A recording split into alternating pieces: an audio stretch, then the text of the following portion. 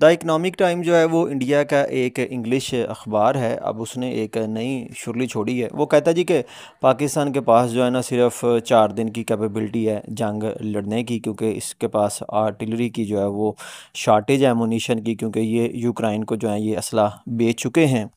अखबार लिखता है जी कि पाकिस्तान ऑर्डीनेंस जो फैक्ट्रीज़ हैं ये इस वक्त जो है वो बड़ी ज़्यादा तगोदो कर रही हैं अपने असले की क्या खपत को जो है वो पूरा करने के लिए। कहता जी कि जो पाकिस्तान की मिलिट्री डॉक्ट्राइन है ना, इसका सेंटर ये है कि इसने तेज़ी से जो है वो मोबिलाइजेशन करनी होती है ताकि इंडिया को जो है वो काउंटर कर सके। और इसके पास जो है वो इनसफिशेंट 155 शेल हैं जो कि M109 हाउट्ज़र के लिए यूज़ होते हैं, और इसी तरह से 122 के रॉकेट हैं जो कि BM21 सिस्टम में यूज़ होते हैं। अब ये जो 155 है या 6.1 इंच इसको कहते हैं, ये NATO standard artillery shell calibre है जो कि यूज़ होता है फील्ड गन में, हाउट्सर में और गन हाउट्सर में। अब ये हाउट्सर जो है ना ये तोप और मार्टर के दरमियान की एक चीज़ है, यानी कि छोटी तोप इसको कह लें। तो ये इसका गोला है।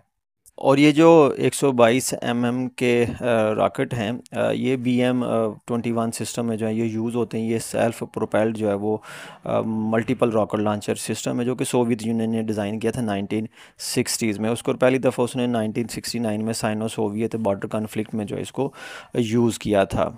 तो इसको ये पता ही नहीं कि जो पाकिस्तान की आर्मी है ये जो है डिसेप्शन में बड़ी माहिर है। ये दिखाते कुछ हैं करते कुछ हैं। तो ये अपने लोगों को इसी बात में खुश रखें कि पाकिस्तान के पास जो है वो असले की कमी है। जब ये वक़्त आएगा तो फिर पता चलेगा कि किसके पास कमी है। और ये अखबार ये भी कोट करता है जी कि ये बात जो 2 मई को कोर कमांडर कॉन्फ्रेंस हुई थी उसमें भी डिस्कस हुई थी।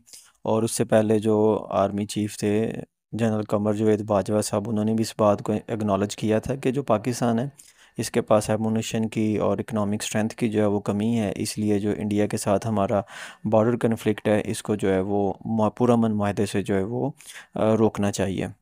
अब इसी तरह का इस अखबार का एक और जो है वो आर्टिकल है, और वो आर्टिकल ये कहता है जी कि 1947 में जब इंडिया पाकिस्तान बने तो इनकी जो इकनॉमिक ग्रोथ थी वो दोनों की बड़ी अच्छी थी। लेकिन आज जो इंडिया के फॉरेन एक्सचेंज रिज़र्व हैं ये 688 बिलियन डॉलर के हैं, जबकि पाकिस्तान के सिर्फ 15 बिलियन डॉलर के हैं। तो ज़ाहिर है इंडिया एक बड़ा मुल्क है, उसकी आबादी जो है वो एक अरब से ज़्यादा है। पाकिस्तान उसके निस्बत एक छोटा मुल्क है, इसकी आबादी जो है वो कोई 22-24